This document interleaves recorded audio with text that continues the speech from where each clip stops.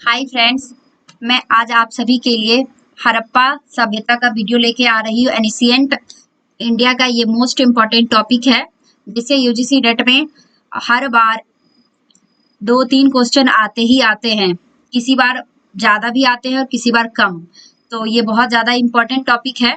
So friends, Harappa सभ्यता चलिए पढ़ते हैं और ये टॉपिक जब कंप्लीट हो जाएगा तो हम इस टॉपिक का एमसीक्यू लेके आएंगे आप सभी के लिए ताकि आप सभी को पता चलेगा कि ये जो टॉपिक है उसका कॉन्सेप्ट आप सभी का क्लियर हो गया है और इससे उसके बाद आप क्वेश्चन सॉल्व करेंगे तो आप लोगों को लगेगा कि हाँ, मैंने इस टॉपिक को अच्छे से समझ लिया है। और जहाँ कोई दिक्कत होगी तो फिर हम उसके लिए नेक्स्ट वीडियो लेके आएंगे। सो फ्रेंड्स, चलिए स्टार्ट करते हैं। हड़प्पा, आज हम हड़प्पा के प्रमुख स्थल और उनके स्वरूप के बारे में पढ़ेंगे। पहले हड़प्पा सभ्यता का नाम हड़प्पा इसलिए पड़ा क्योंकि हड़प्पा की खोज सर्वप्रथम खोजे जाने के वजह से इनका नाम हड़प्पा पड़ा। और हड़प्पा सभ्यता का मोस्ट इम्पॉर्टेंट साइट मोहनजोदड़ो है क्योंकि एग्जाम का ये फेवरेट टॉपिक है, इसलिए हम सबसे पहले मोहनजोदड़ो लाए क्योंकि आप सभी को ये अच्छे से याद हो जाए और समझ आ जाए। और नेक्स्ट स्लाइड में हम हड़प्पा के बारे में पढ़ेंगे। चलिए पढ़ते हैं। आज हम देखते हैं हड़प्पा से क्या क्या मिला। मोहनजोदड़ो से मिलने वाली अनोखी वस्तुएं पहले जानते हैं और उनके बाद मोहनजोदड़ो की विशेषताएं देखेंगे। मोहनजोदड़ो में दाढ़ी वाले आदमी की चूने के पत्थर से बनी प्रतिमा मिली है। मोहनजोदड़ो से एक दाढ़ी वाले आदमी के प्रतिमा मिली है जिसे कि प्रीस्ट यानी कि पुरोहित कहा जाता है। ये सिद्ध नहीं है कि वो पुरोहित ही है या फिर प्रीस्ट ही है, लेकिन ऐसा इतिहासकारों का मानना है कि ये दाढ़ी वाले आदमी जो है वो एक प्रीस्ट यानी कि पुरोहित है। यहाँ पे कांस्य नृत्य करने वाली एक लड़की की मूर्ति मिली है जो कि अभी न्यूज में भी है। यूजीसी नेट में अक्सर एग्जाम में क्वेश्चन जो आते हैं, जिस टॉपिक को न्यूज में रहता है उस टॉपिक से यूजीसी नेट में क्वेश्चन आते हैं। सो फ्रेंड्स, अच्छे से इस टॉपिक को क्लियर करते हैं। यहाँ से पुजारी की स्टैचू की मूर्ति मिली है। सील असर पशुपति की मूर्ति मिली है। सील पे पशुपति की मूर्ति मिली है जहाँ पे पशुपति के बगल में बहुत सारे पशुए हैं। और ये जो सील मिला है वो मोहनजोदड़ो से मिला है। भारतीय जहाज के साक्ष्य मुहर पर मिला है। मोहनजोदड़ो में मुहर पर भारतीय जहाज के साक्ष्य मिला कि यहाँ पे जहाज का निर्माण होता था। ऊनी कपड़े का टुकड़ा मिला है। यहाँ पे यूनिकॉर्न का मुहर मिला है। कांसे की भैंस मिली है। कांसे की भैंस मिली है।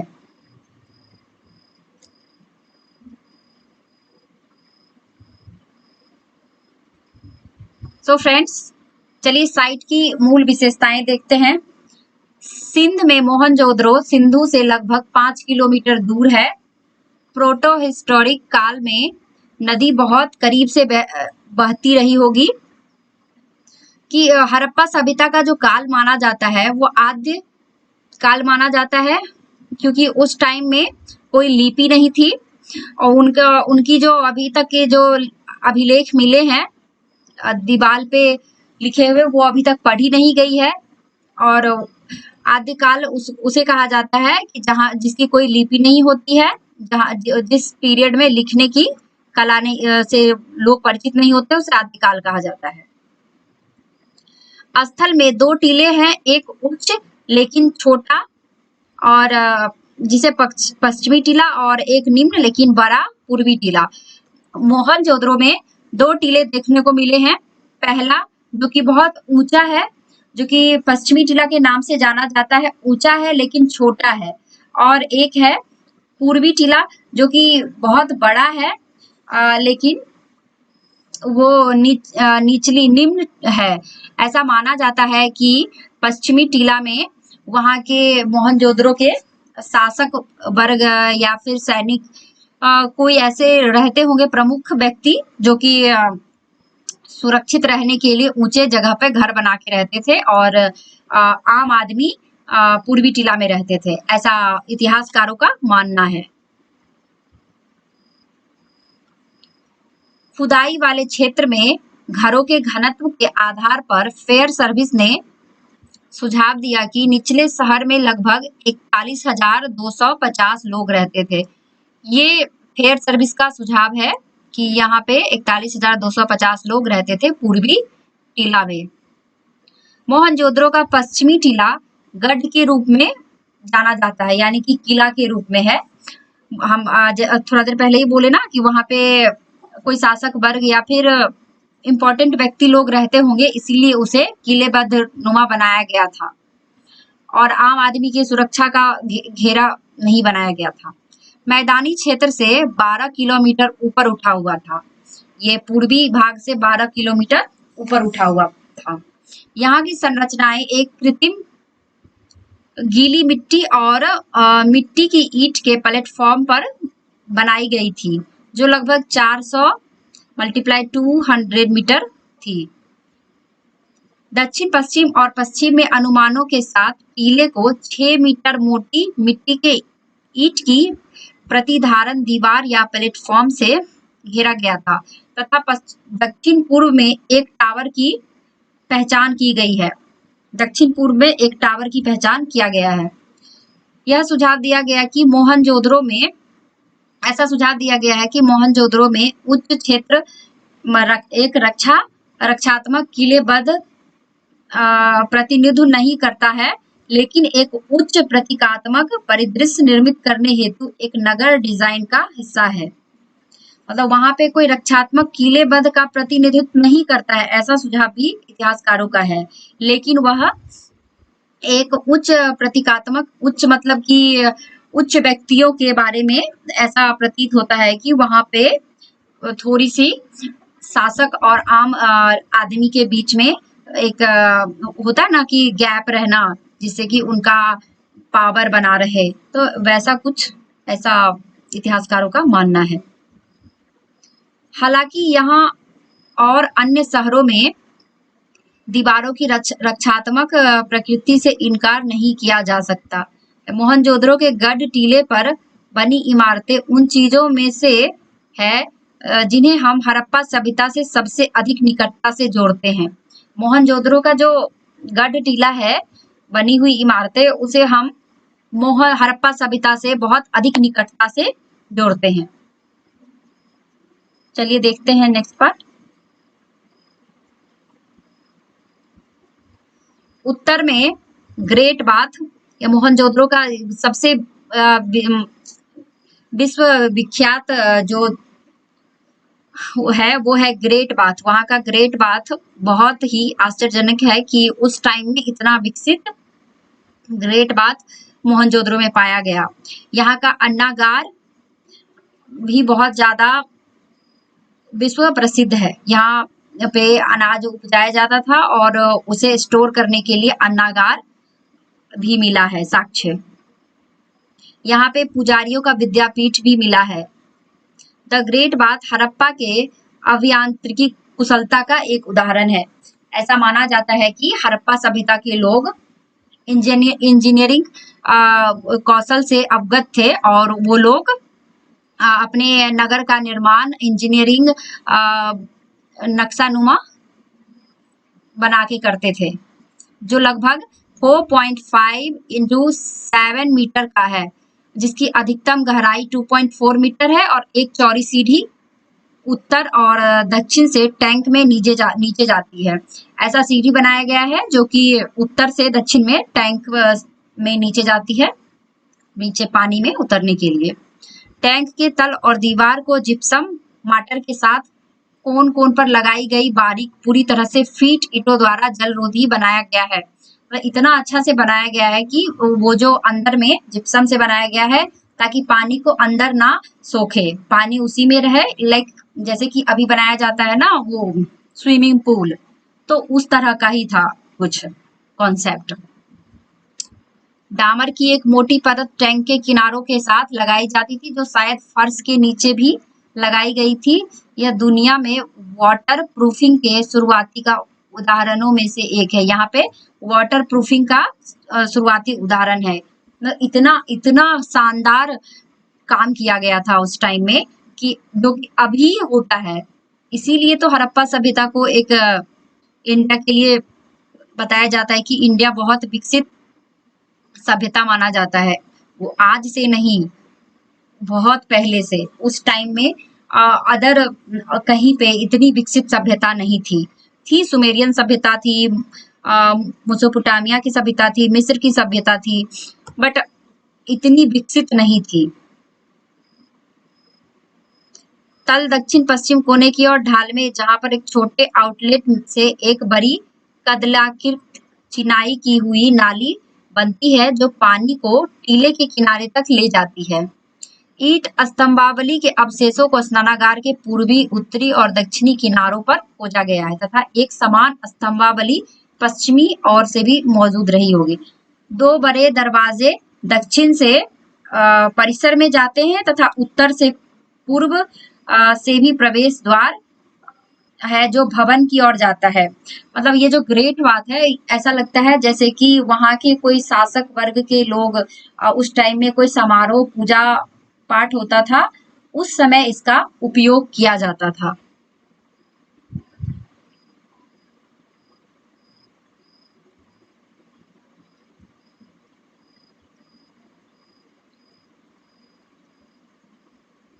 चलिए, गढ़ टीले के दक्षिण भाग में एक बड़ी इमारत थी जो कि 27 मीटर है, जिस पर असेंबली हॉल का लेबल लगा है। यह आकार में लगभग चौकोर है और आयताकार ईंट के खंभों के पंक्तियों द्वारा 5 गलियारों में विभाजित है। मतलब कि ये जो है असेंबली हॉल है, ऐसा लगता है कि यहाँ पे कोई हॉल जैसा था, कोई कार्यक्रम या आयोजन होता होगा जिसके लिए अच्छा सा बनाया, लाइक स्टेडियम जैसा। हड़प्पा में अब हम लोग हड़प्पा पढ़ते हैं। हड़प्पा में कुछ अनोखी वस्तुएं जो मिली है वो देखते हैं, जो कि एग्जाम में आता है। यहाँ पे लाल सैंडस्टोन नर धर मिला है। यहाँ पे लाल सैंडस्टोन से बना एक नर का मूर्ति, जहाँ पे धर मतलब सर नहीं है, सर के नीचे का पार्ट है, धर है। मानव शरीर रचना की सैंडस्टोन मूर्तियां मिली है। कॉपर की बैलगाड़ी मिली है और ताबूत दफन केवल हड़प्पा में स्थापित है। यहाँ पे ताबूत को दफन किया गया, ये केवल हड़प्पा में मिला है। टेराकोटा की मूर्ति मिली है। चलिए, हड़प्पा सभ्यता की कुछ विशेषताओं को देख लेते हैं। साइट की मूल विशेषता थी हड़प्पा के टीले लगभग 150 हेक्टेयर में विस्तृत क्षेत्र को कवर करते हैं। रावी नदी इस स्थल से लगभग 10 किलोमीटर दूर बहती है। मोहनजोदड़ो सिंधु नदी के किनारे बसा हुआ क्षेत्र है और हड़प्पा जो है वो रावी नदी के किनारे बसा हुआ क्षेत्र है। एग्जाम में ये भी कभी कभी पूछ देता है कि मोहनजोदड़ो किस नदी के किनारे बसा हुआ है, हड़प्पा किस नदी के किनारे बसा हुआ है। तो हड़प्पा जो है वो रावी नदी से 10 किलोमीटर दूर स्थित है। उच्च गढ़ टीला पश्चिम में और इसके दक्षिण पूर्व में निचले लेकिन बड़े शहर के साथ स्थित है। गढ़ टीले के दक्षिण में परिपक्व हड़प्पा चरण का एक कब्रिस्तान है। हड़प्पा का गढ़ लगभग 415 मीटर उत्तर दक्षिण और 195 मीटर पूर्व पश्चिम में एक समानांतर चतुर्भुज के आकार का था। यह बड़े पैमाने पर टावरों और प्रवेश द्वार के साथ एक मिट्टी की ईंट की दीवार से घिरा हुआ था और अंदर की संरचनाओं को एक या एक से अधिक उच्च प्लेटफॉर्म पर उठाया गया था। आप लोग इसको स्क्रीनशॉट लेके भी पढ़ सकते हैं, ये फैक्ट है। और जहां समझाना होता है मैं आप सभी को समझा देती हूँ। अगर आप लोग को समझ नहीं आ रहा है तो आप लोग कमेंट कर सकते हैं। वर्तमान में हड़प्पा की निचली दीवार वाले शहर की खुदाई की जा रही है। अभी के टाइम में हड़प्पा की निचली दीवार वाले क्षेत्र शहर की खुदाई की जा रही है। दक्षिण प्रवेश द्वार के अंदर एक बड़े खुले क्षेत्र का उपयोग बाजार के रूप में या ऐसा जगह के रूप में जहां शहर में आने वाले माल की जांच की जाती थी के रूप में किया जाता रहा होगा। सैल, अफीम और कॉपर शिल्पकृत बनाने वाली विभिन्न कार्यशालाओं की पहचान की गई है। दक्षिण प्रवेश द्वार के बाहर एक छोटे से टीले से घरों, डालियों, नहाने के प्लेटफॉर्म और शायद एक कुएं का पता चला है। यहाँ यात्रियों या व्यापारियों के लिए रुकने का, आराम करने का स्थान हो सकता है।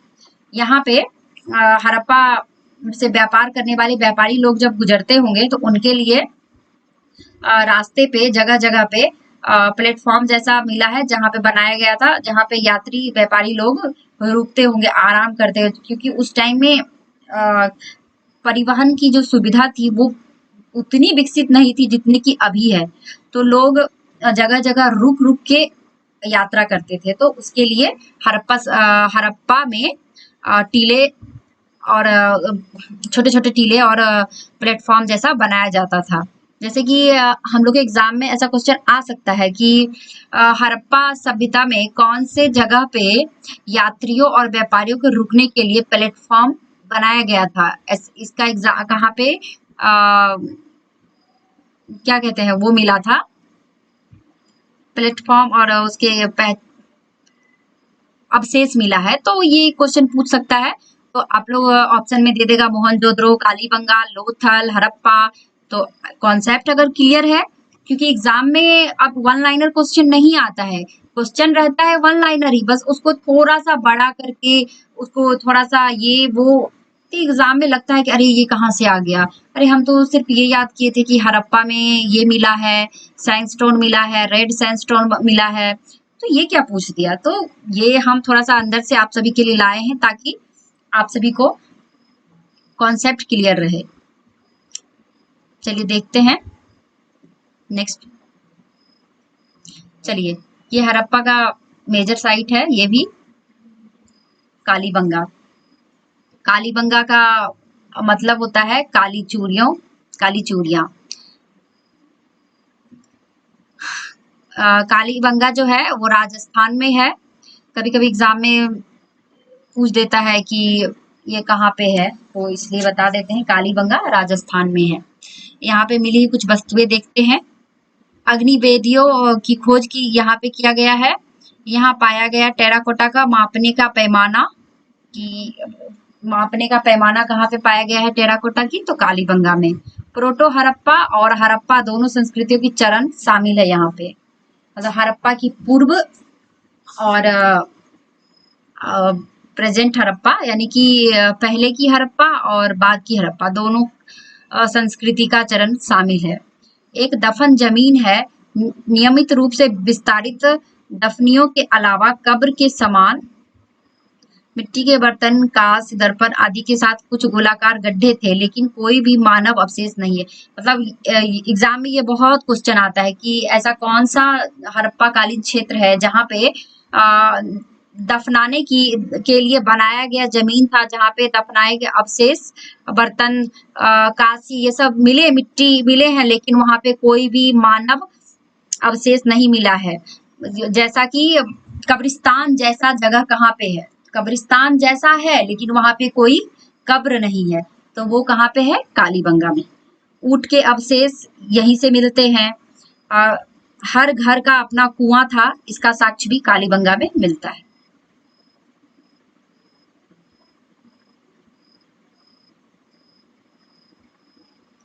साइट की कुछ मूल विशेषता देखते हैं। कालीबंगा का शाब्दिक अर्थ होता है काली चूड़ियां। इसका नाम इसके टीले के संपूर्ण सतह पर परी काली चूड़ियों के मोटे समूह की वजह से पड़ा है। इसके टीलों पे काली चूड़ियों के मोटे समूह के वजह से इसका नाम कालीबंगा पड़ा है। यह स्थल राजस्थान के हनुमानगढ़ जिले में घग्गर नदी के यहाँ पे देख घग्गर नदी के सूखे नदी तल के किनारे पर स्थित है। यह काफी छोटा है, जिसकी परिधि 1 से 3 किलोमीटर तक है। यह बीच में एक खाली जगह के साथ एक छोटा पश्चिम टीला के रूप में जाना जाता है और एक बड़ा पूर्वी टीला के रूप में जाना जाता है। शुरुआत में परिपक्व हड़प्पा व्यवसाय का प्रमाण यहीं से मिलता है, जबकि केवल एक परिपक्व हड़प्पा व्यवसाय का प्रतिनिधित्व करता है। एक छोटा तीसरा टीला भी है, यहाँ पे एक छोटा तीसरा टीला भी है जिसमें केवल बड़ी संख्या में अग्निवेदी है। गढ़ परिसर और निचला शहर दोनों किले बंद थे। यहाँ के गढ़ परिसर और निचला शहर दोनों किले बंद थे और यहाँ पे एक तीसरा टीला भी मिला है। कालीबंगा में पश्चिम टीले पर परिपक्व हड़प्पा बस्ती को दोनों ओर की सीढ़ियों के साथ एक भीतरी दीवार से दोनों भागों में विभाजित किया गया है।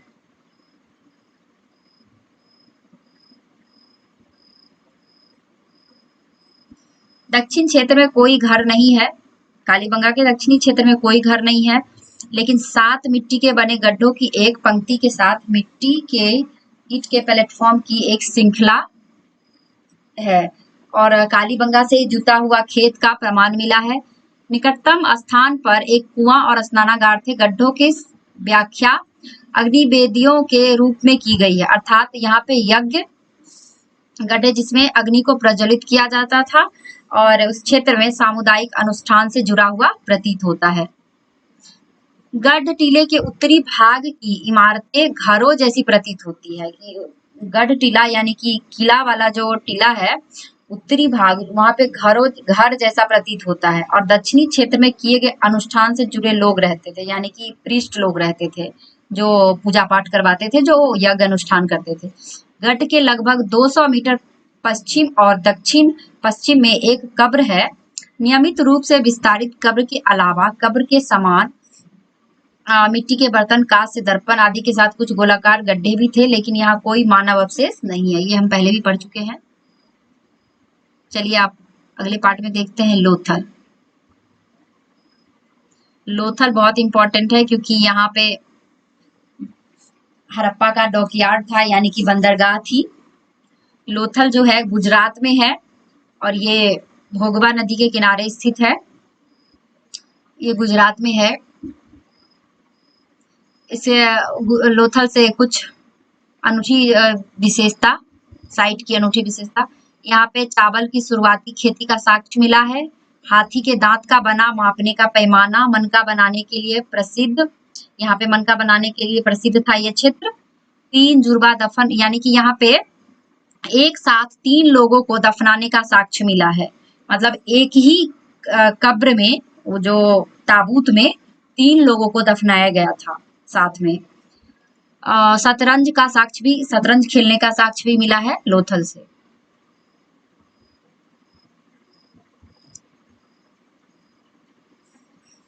लोथल गुजरात के सौराष्ट्र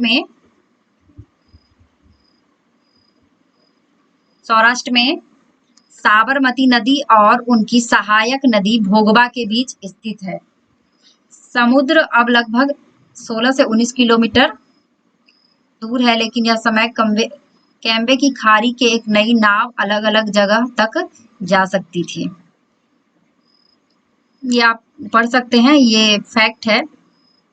उत्तर पश्चिम में उत्तरधारी दीवारों के बाहर कब्रिस्तान था। योजना में गढ़ लगभग समलंबाकार थे। स्थल के दक्षिण भाग में एक मिट्टी की ईंट के प्लेटफॉर्म के साथ ऊंचा क्षेत्र शामिल था। आवासीय भवन, सड़कों और गलियों, स्नानागारों और नालियों के अवशेष का पता चलता है। और लोथल ही एक ऐसा साइट है हड़प्पा सभ्यता की जहाँ पे घरों की खिड़की और दीवार सड़क की ओर खुलती थी। बाकी सबका अपोजिट डायरेक्शन में, और यहाँ था उसके सड़क के डायरेक्शन में। आवासीय क्षेत्र के दक्षिण में एक परिसर की पहचान एक गोदाम के रूप में किया गया है, जहां सामान पैक संग्रहित किया गया हो सकता है, ऐसा माना जाता है। यहाँ ईख बुने हुए रेसे चटाई, एक तरफ मुड़ी हुई डोरियों और दूसरी ओर हड़प्पा मुहरों के छापों के साथ 65 टेराकोटा सीलिंग पाई गई है। धौलावीरा, ये बहुत इंपॉर्टेंट साइट है क्योंकि ये न्यूज में भी था और इससे एग्जाम में क्वेश्चन भी आता है।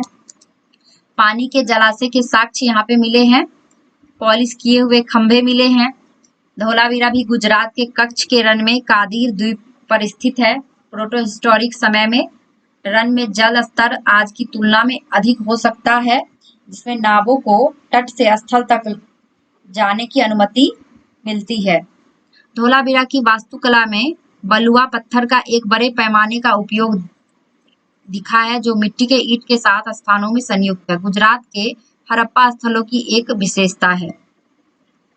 और यहाँ से ही धौलावीरा से स्टेडियम का साक्ष्य मिला है, जहाँ पे शायद सभी लोग जमा होते थे और खेल का आयोजन होता था। समारोह, कोई विशेष समारोह के लिए किया जाता होगा। यहाँ पे एक स्टेडियम का साक्ष्य मिला है।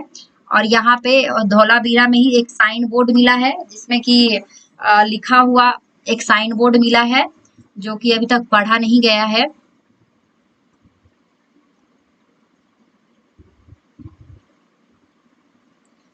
इस बस्ती के हड़प्पा स्थल के विपरीत नहीं है। यहाँ के बाहरी ओर से पत्थर और धौलावीरा की सबसे बड़ी विशेषता ये है कि यहाँ के नगर 3 भागों में बटे हुए थे। यहाँ पे 3 भाग में बटा हुआ नगर मिला था। और ये एग्जाम में क्वेश्चन भी आता है कि 3 वर्गों में बटा हुआ जो क्षेत्र है वो कौन सा है, तो वो है धौलावीरा।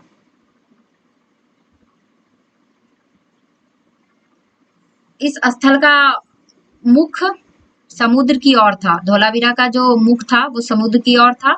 यह व्यस्त समुद्री व्यापार मार्गों का एक महत्वपूर्ण पड़ाव बिंदु होना चाहिए, हो सकता है। चलिए सुरकोर्ता देखते हैं। यह गुजरात के कच्छ जिले में है। एग्जाम में ऐसा भी क्वेश्चन आ सकता है कि सबसे ज्यादा हड़प्पन साइट भारत में कहाँ पे मिला है, तो वो गुजरात में मिला है। बानावली, ये गुजरात के सुरकोर्ता देखते हैं, गुजरात के कच्छ जिले में है। यहाँ पे घोड़े के अवशेष मिले हैं, पत्थर के बर्तन मिले हैं। बानावली में हरियाणा का हिसार जिला में स्थित है। यह 2 सांस्कृतिक चरण, पूर्व हड़प्पा और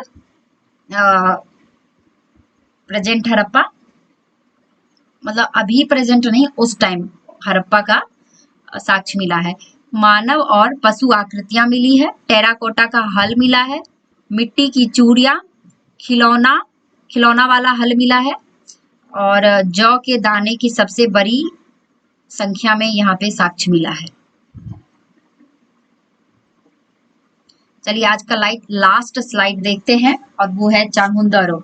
चान्हुंदरो में चूड़ी का कारखाना मिला है, स्याही का बर्तन, मनका निर्माताओं की दुकान, बिल्ली का पीछा करते हुए कुत्ते का पदचिन्ह का साक्ष्य मिला है, गाड़ी में बैठा ड्राइवर। यह एक गढ़ के बिना एकमात्र शहर है। मतलब ये इस बार यूजीसी नेट का क्वेश्चन है, इस बार एग्जाम में आया था ये वाला क्वेश्चन कि कौन सा ऐसा हड़प्पा का साइट है जो कि गढ़ के बिना है, जहाँ पे कोई किला नहीं है, मतलब जहाँ पे कोई किलेबंदी नहीं किया गया है। ये क्वेश्चन आया था सेकेंड शिफ्ट में, जो कि हमने अपने आंसर की एनालिसिस वीडियो में भी डाली हूँ, आप देख सकते हैं। और आप लोग का जब आंसर किया आएगा तब भी आप मैच कर सकते हैं, क्योंकि देखिए हम जो आपको पढ़ा रहे हैं वो कोई इधर उधर का नहीं है, वो हम बस एग्जाम ओरिएंटेड पढ़ा रहे हैं, रेलिवेंट चीजें। आमरी भी एक साइट है, यहाँ पे मृग का प्रमाण मिला है और गेंडे के सबूत मिले हैं, गेंडे का सबूत मिला है। सो फ्रेंड्स, चलिए आज के लिए इतना ही। उम्मीद है आप सभी को पसंद आएगा ये। अगर आप लोग को पसंद आ रहा है फ्रेंड, तो मेरे चैनल को सब्सक्राइब करें, लाइक करें, शेयर करें, कमेंट करें। आप लोगों का कमेंट मुझे बहुत मोटिवेट करता है और मैं उसे जरूर पढ़ती हूँ और रिप्लाई भी देती हूँ। सो थैंक यू फ्रेंड्स, आप लोग का सपोर्ट रहा तो इससे भी अच्छा और बेस्ट से बेस्ट कंटेंट लाऊंगी। Thank you friends.